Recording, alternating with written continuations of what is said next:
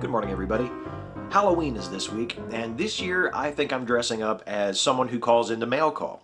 If you want a preview of what my costume is going to be like, just go to that website, People of Walmart, and try to imagine what one of those folks must sound like when expressing a political opinion. I think you'll just about have it.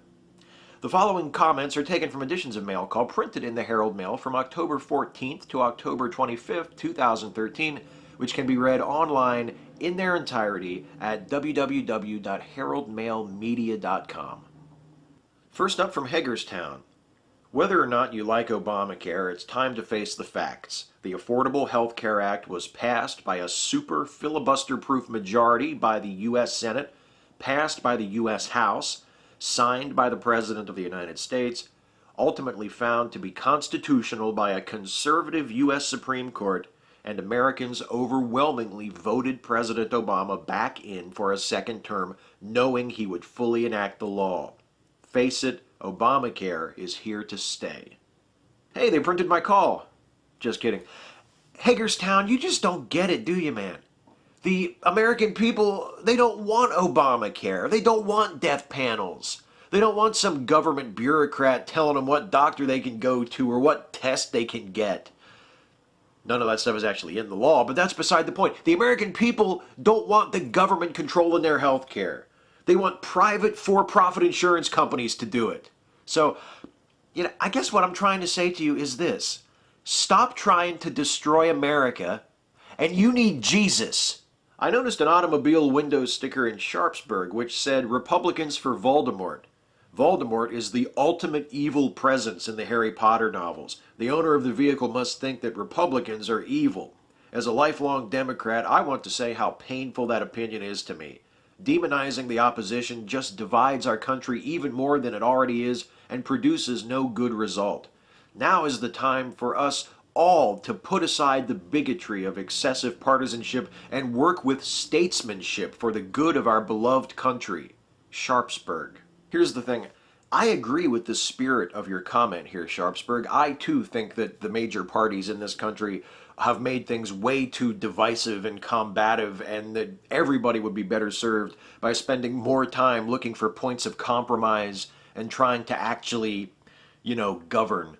But after all of the things that prominent Republicans and conservatives have said about the current Democratic president, and not jokes either, but serious, vicious, often implicitly or explicitly racist attacks, I think it's fair to expect them to just kind of suck it up and take it when someone humorously compares them to the villain of a series of children's novels on a window sticker. This country is ethically and morally dead thanks to the current president and his challenged supporters.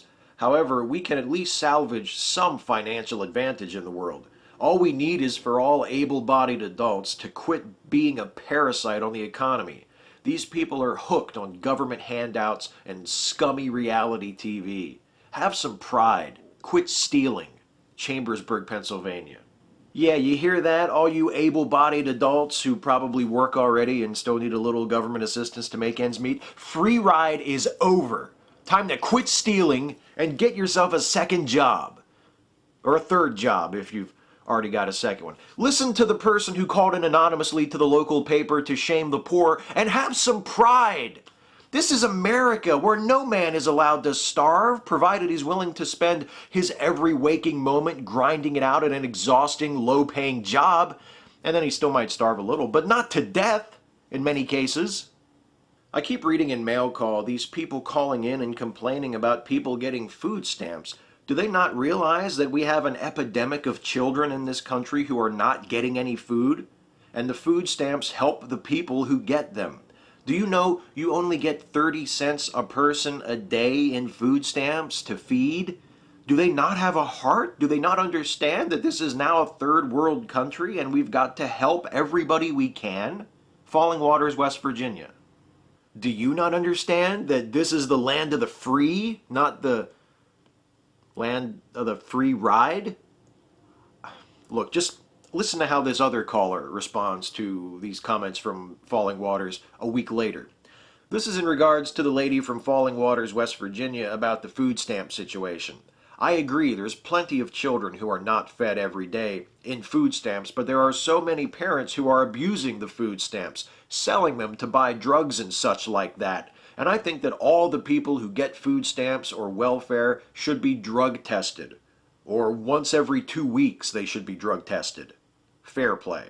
Yeah, see that? There are so many parents abusing food stamps, selling them for drug money and such like that, that the USDA estimates the rate of trafficking among SNAP recipients to be 1.3%, making it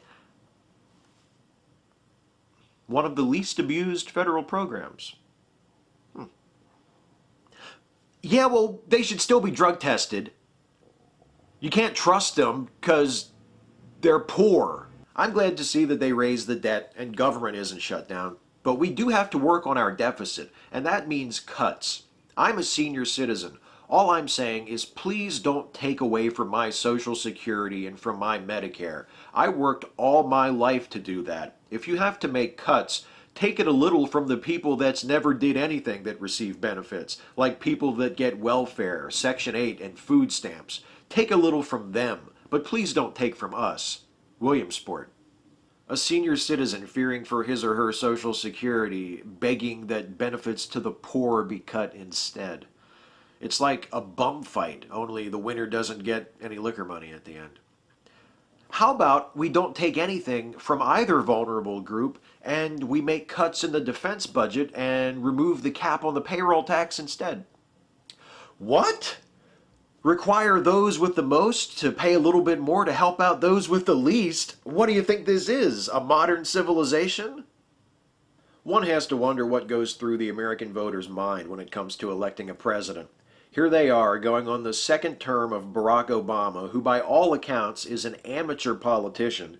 His main thing that he's passed is Obamacare, a disaster, and you got a Congress that can't control.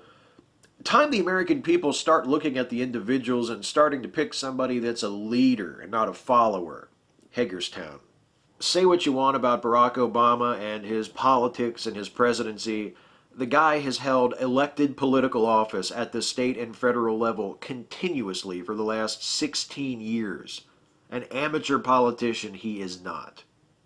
I'm getting so tired of hearing about all this racial stuff and politically correct stuff on TV. 10 years ago, I kept hearing that black is beautiful. Now, apparently, we're not supposed to call black people black, or call Indians redskins, or whatever.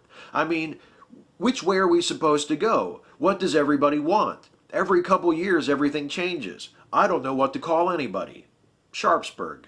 The perception of redskin as a racial epithet is nothing new. And, people have been protesting off and on about the name of the Washington Redskins for over 40 years. So, thanks for playing.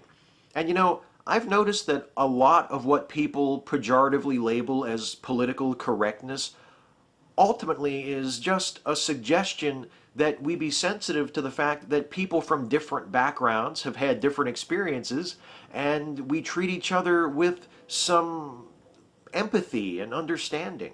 So maybe instead of getting all indignant about the burden that political correctness has placed on you as, and I'm just taking a shot in the dark here, a white person, you could focus your energy instead on just being a decent, kind human being, for fuck's sake. And finally, from Sharpsburg, my grandmother took me to the park every weekend, and she was a smoker. It is sad to think how many kids will not visit the park with smoking grandparents because of this new law.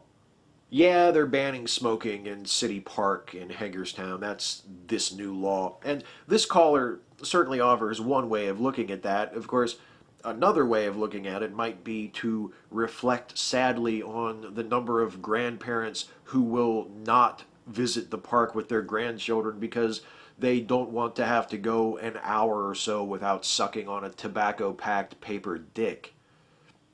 Though he later quit, my grandfather smoked when I was a child, and in fact had smoked for pretty much his entire life up to that point. And I'm grateful that he was able and willing to endure the nicotine fits long enough to spend time with me in places where smoking wasn't allowed.